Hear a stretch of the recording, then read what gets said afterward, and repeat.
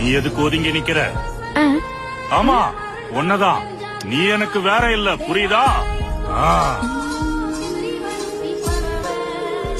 சகோதரர்கள் அடிச்சுக்கிட்டு சாகும் போது உன் மனசு ரொம்ப வேதனைப்படுது இல்ல? 5 வேளை தொழுக பண்றவதான நீ. இறைவனேன்னு சொல்லி கைய தூக்கி பிரார்த்தனை பண்றவதான நீ.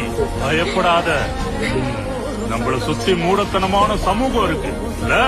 தேன் நமக்கு மருந்து, நெய்யும் நல்லது. ஆனா அது ரெண்டையும் கலந்து கொடுத்தா விஷமாயிடும். அதே மாதிரி மதமும் அரசியலும் சேர்ந்ததுன்னா பைத்தியம் பிடிச்சிடும்.